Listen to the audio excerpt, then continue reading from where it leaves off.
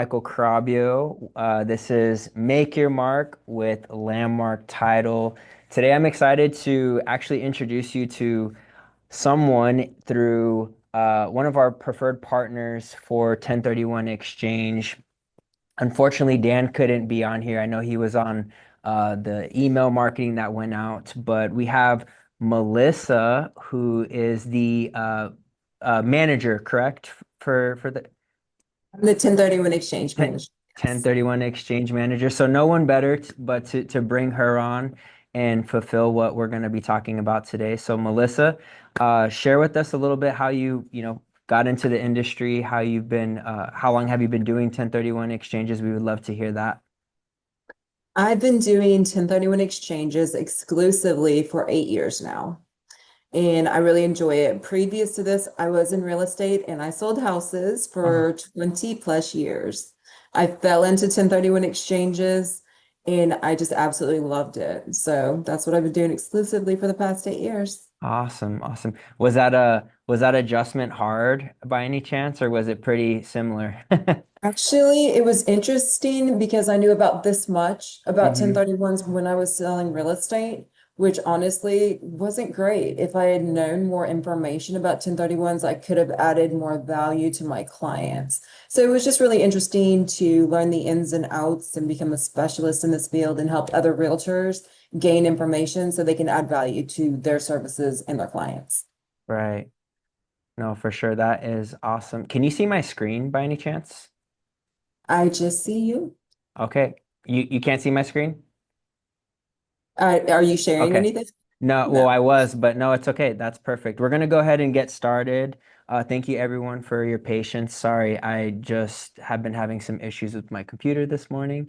But we are here. So, Melissa, let's talk about what 1031 exchange is and how would you explain it in the most simplest terms to anyone that is just kind of understanding the concept? 1031 allows an investor to utilize all of their profits for an acquisition as opposed to paying federal taxes, capital gains taxes, typically around 24%. Mhm. And that basically frees up $24,000 out of every $100,000 that would be available to invest in the new acquisition. Awesome, awesome. So when it comes to that, like when it comes to deferring capital gains taxes, I know it's such a powerful tool, but what would you say, like how is it such a powerful way for people to build wealth, and why is it such a great strategy for investors? Well, honestly, for that reason, it allows you to defer 100% of the capital gains taxes, which can be substantial. And an investor is able to utilize all of the funds to purchase new properties and use it all for investment instead of having to pay it into the government. For any real estate agents that use 1031 exchanges, um, like what would you say is the best way for them to attract investor clients? So to attract the clients, I would say, truthfully, you need to leverage social media to engage the audience and grow the potential clients. Agents need to be more informed on the value it adds for their investor clients, how much money they would be saving. That's really adding value, telling them a lot of only 20% of all commercial transactions utilize a 1031 exchange. So it's Yeah. 80% of those clients that don't even know about it. So honestly, the agents being educated on it and being able to talk to the clients about it, they don't have to know everything about 1031s. Just know that if it's an investment property that your client's selling, and you know that their end goal is to reinvest in another investment property, not just liquidate, right? Not just take the funds. If they're going to reinvest that money, you need to tell them, hey, have you thought about a 1031 exchange? You can defer all your capital gains taxes. You can use all of your funds to purchase something. And then just send them my way and I can go into the details of the transaction with them. Yeah. So let's say send them your way, right? What does that process look like? Um, does an agent or a seller reach out to you at the beginning? Is it during the transaction? I'm assuming it's the beginning, right? What do you recommend so that way it could be, as smooth sailing as possible? So I would recommend that as soon as an agent knows their client is interested in a 1031, reach out to me then. I can speak to the client directly. I can go over details of the transaction, what it looks like. I will tell you, I am the queen of last minute transactions. I have honestly had a closer call me while they are closing a client and say, hey, this client wants to do a 1031. We're closing today. I'll get it done. But it's so much better if we start talking to the client, plan it out. This is what it looks like. Here's the documents. I like to have all my ducks in a row. I love that. But if it's a last minute, hey, just thought about it, the client wants to do it, call me. I can get it done same day. That's fine. But honestly, best process is if you know your client would benefit from a 1031, talk to them about it, send them my way. Honestly, I just need to know once there's an executed contract. I'm happy to talk to them as soon as they list the property, but Mhm. really I need to talk to them when there's an executed contract. Gotcha. Okay, good. In your expertise, I mean, it's kind of cool that you have both experience in being an agent and then also doing what you're doing now. What do you think sets apart agents who really win with investor clients? And this could be with 1031 exchange, but just in general, overall, like what do you see in your scope? Because I mean, obviously, you're the professional here, and so I'm sure you see a lot of different things, but I would love for you to share what you think on that. Well, I think when the agents have the knowledge and can give that to their clients, a 1031 is really a win-win. Um, when you're serving as a consultant and help your clients grow their wealth, that sets you apart from agents that don't know anything and can't advise. It's a deeper level of adding value to yourself and what you Hmm. do in serving your clients. Gotcha. What are some practical ways you see agents introduce a 1031 to clients without overwhelming them? I think just telling them the basics of what a 1031 does.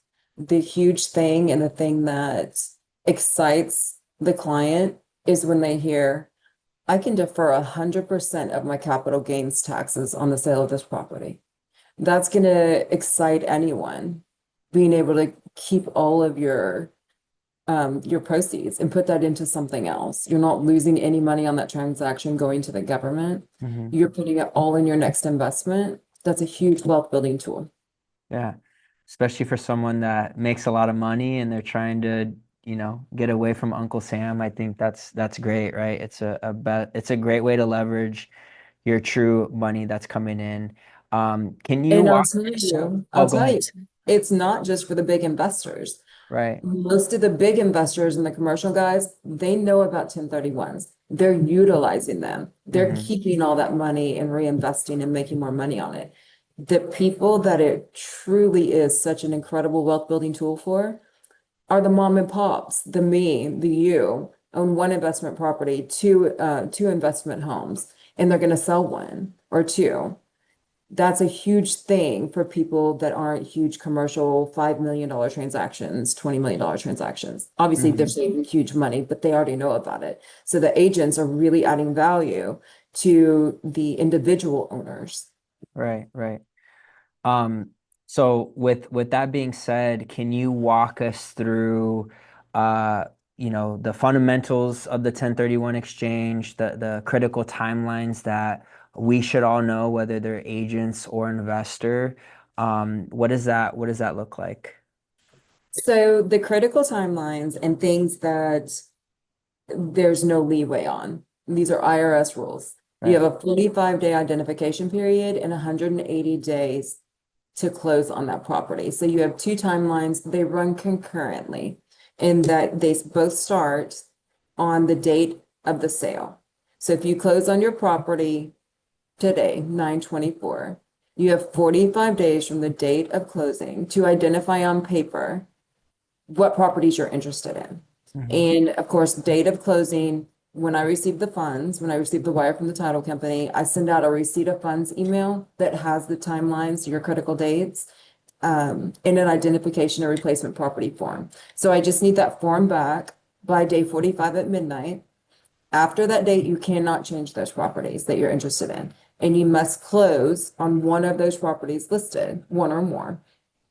If you don't close, say something, the entire transaction falls apart, all three properties you listed wind up getting sold to somebody else. After day 45, we can't switch those out. And then it's just considered a failed exchange. We wire the money back to the client and they would obviously have a taxable event and have to pay their capital gains taxes. But everything typically will go well. And so that 45 days, send that document back into me stating the properties that you're interested in. And then from then you have another 135 days. So it's 180 total to Yeah. close on the property. Okay. Those properties. I don't know if you have this stat. I was just curious, like what is like the percentages or like the like, 8 times out of 10, um, you see a kind of like a failed 1031 exchange. Is it very slim? It's a rarity. I will tell you, I had one last week. Yeah. It's a rarity, but she was the client was traveling. She didn't have time to look. She was a realtor herself. Hmm. So she was looking for her own properties and she was just like, I can't deal with it. I'm traveling, I'm out of the country. Here's my wire instructions, just send me the money back on day 46. Yeah. Hers wasn't a huge deal either. So it wasn't a huge taxable event, but it happens occasionally. But typically it's because somebody changes their mind and they just decide, I just want my funds back. I have a kid going to college. I'm just going to utilize that money somewhere else instead of reinvesting. Gotcha. Um, what are the most common mistakes you see investors? I mean, I guess that's one of them, right? Traveling That's it. and not, focusing on what's important. But yeah, what are other mistakes that you can see within the investors or the agents during the process of the 1031? So the number one would be the missed deadline.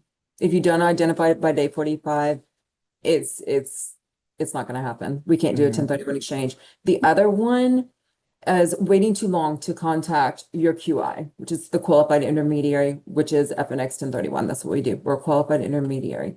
Um, I get a lot of phone calls from agents and clients directly saying, "Oh, I closed on this property on Friday, and it's Monday. I need to do a 1031 exchange." It doesn't work. You have to do your 1031 exchange prior to closing, or documents at closing is fine as well, but you cannot do it after the fact.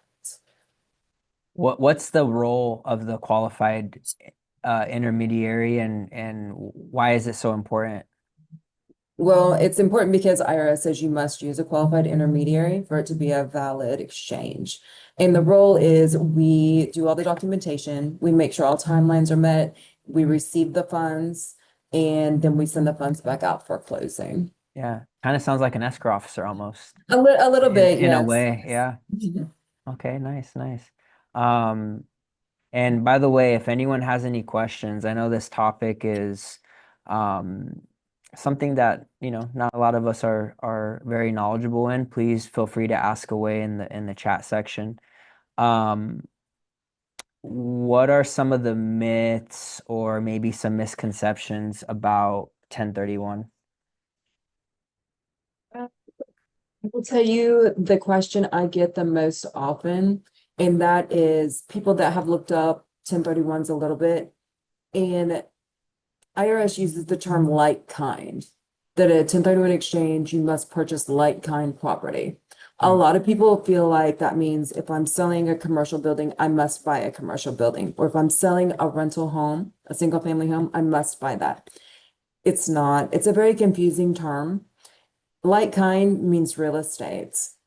So you can sell a single family home and you can go buy a commercial building. You can sell a vacant lot and go buy an apartment complex. So basically, like kind means real estate. Does like kind also mean like dependent on how somebody uses it, how they use it, or is it? Anything in a 1031, the simple fact is it must be used for investment or income producing property. Okay. Well, that straightens that answer out. Like It's it. just real estate that you're going Yeah, to make money off of by renting it out, those kind of things.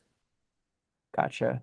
Um, if there's, I mean, kind of just wrapping up some of like our basic questions, is there anything um specific to 1031 that an agent should know that they can take away from kind of this call today? Like I said, that a 1031 exchange, it's just a win-win. It's a win-win as their clients. They can defer sometimes permanently through estate planning, all their capital gains taxes, their tax basis liability, and their client will have more capital for acquisitions for them to make more money. Also informing clients of 1031 exchanges, it may get investors off the fence Hmm. if they weren't sure they were ready to sell a property or not, and buying a new one. Yeah. Okay. It And also then, provides opportunities for, increased levels of transactions. If there are clients that are sitting on the fence, well, I'm not sure. They see that they can defer all their capital gains, move it into a larger property, receive bigger rents or what right. have you. Yeah. Just another segue to something more, I see. Yes. And just to kind of uh briefly touch on your guys' operations. I know like Dan was supposed to be on the call today. He's an attorney. And that's just to make sure that everything is, I mean, I'm sure he plays a lot of roles, but can you explain like a little bit of what Dan does and then what you do to anyone that's kind of listening here? Dan is amazing. I love having Dan on staff. So Dan is an attorney and he is a 1031 exchange specialist. He has been in the business for many, many, many years. I love having him as a resource. Typically, I will take client phone calls. I will take agent phone calls. I work the deals. I work the file. Any agent that refers the client to me, they can call me anytime. Because again, I was in real estate for over 20 years. I answer my phone 24/7. You text me at 11 o'clock at night with a question that a client has, I'll answer you. Mhm. And so I work the file from beginning to end. I'll always know the client name, I'll always know the address, I'll always know where we are in the file. Having Dan as a resource for any deals that have hair on them or that might be a little outside the box and we need to get creative on, okay, how do we structure this or structure that? Like if it's an LLC or a TIC agreement or something like that. If it has a little bit more hair and we need to get creative, I pull Dan in. Dan will take client calls all the time as well. Mhm. And he is just, he comes with using FNX 1031. So you can actually talk to an attorney and ask more detailed questions. I won't answer legal questions. I won't answer tax questions that a CPA or accountant should answer because I'm not a CPA, I'm not an Right. accountant, and I'm not an attorney. But we are so thankful to have Dan with us because he is an attorney. So he can dive deeper into things. So if there's a question that goes more into the legalities of something or kind Mhm. of in the gray area, we call Dan up and say, hey, we have this question, and he can answer that more in depth. So he is a wonderful resource to have on our team. Awesome. Yeah, that's good to know for anyone out there that is looking for a 1031 exchange company. I've had the pleasure of meeting Dan, and he's a very knowledgeable guy. There's some words in his vocabulary that I had no idea that were words, and so he's definitely someone that you can trust. Um, with that being said, is there like a real life example that you can share that was very successful in a 1031? I know it may be kind of long, but maybe just to give a little bit more context for someone to understand what this really looks like for an agent or an investor moving forward. Okay, I do. So Dan actually gave me this example that he had recently, or that a client that he'd worked with for a while. Hmm. So it was a small commercial real estate investor. The initial investment was a small retail strip center that they purchased for $500,000. The property appreciated modestly at 5% per year. The investor had a mortgage of 20 with 20% down, so he had $100,000 in equity. He did his first 1031 exchange. He held the property for 5 years. So 5 years in, he did his first 1031. The property appreciated to $640,000. He did a 1031 exchange into a larger property that he purchased. It was a retail building for 900,000. So he deferred his capital gains taxes on that. That was a $140,000 gain from the first property and due to utilizing a 1031 exchange. So then they owned a bigger property with a higher rental income.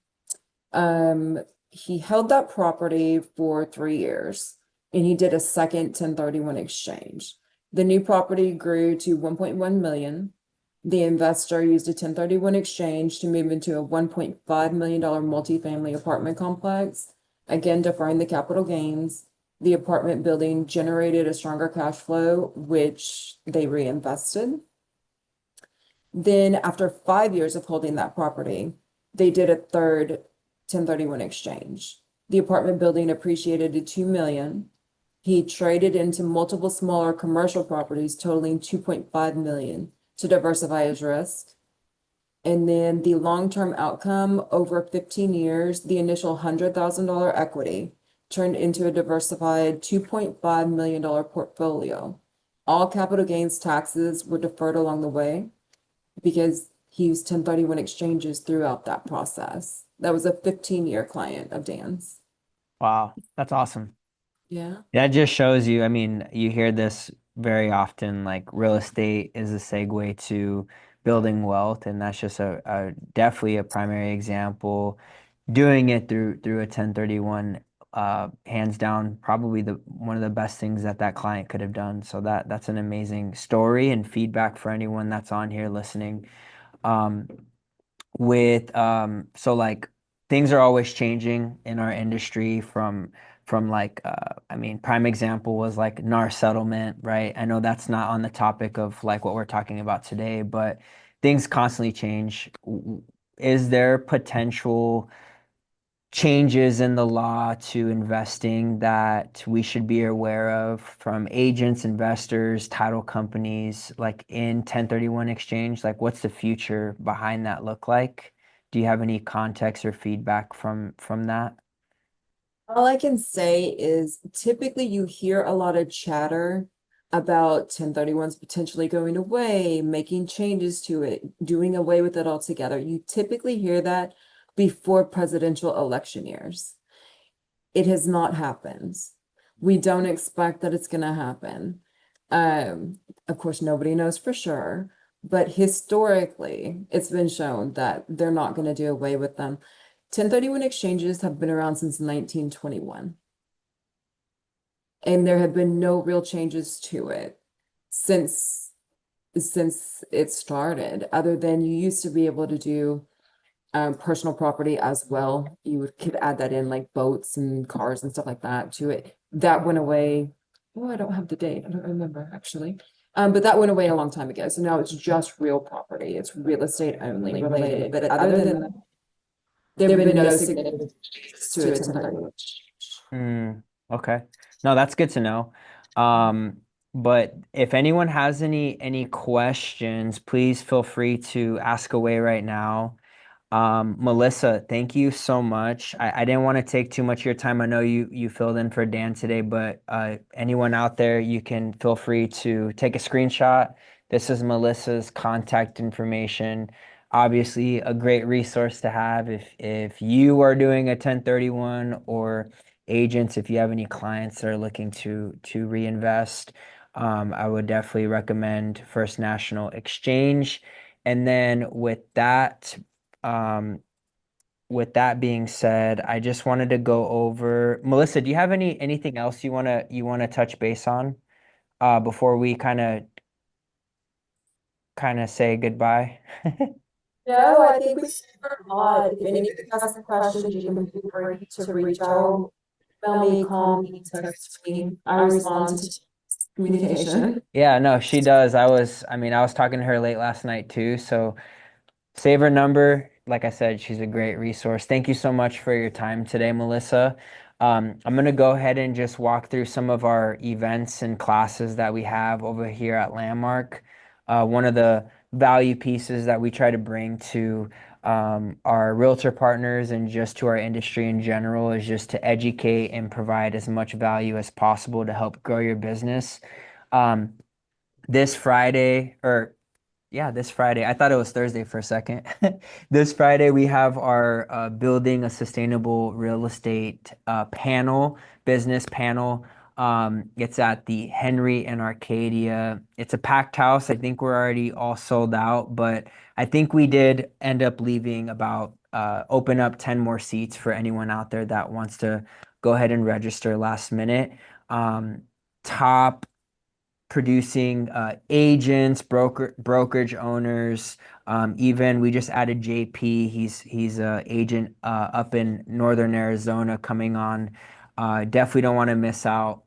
And it will be in person, so there won't be any recording. So definitely want to be there.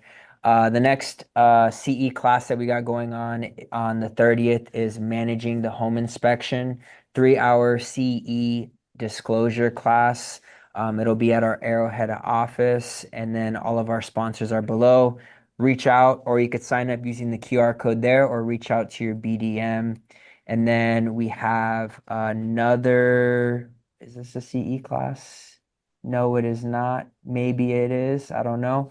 Rock Solid Nail the New Build. I think it is a CE class over on October 10th.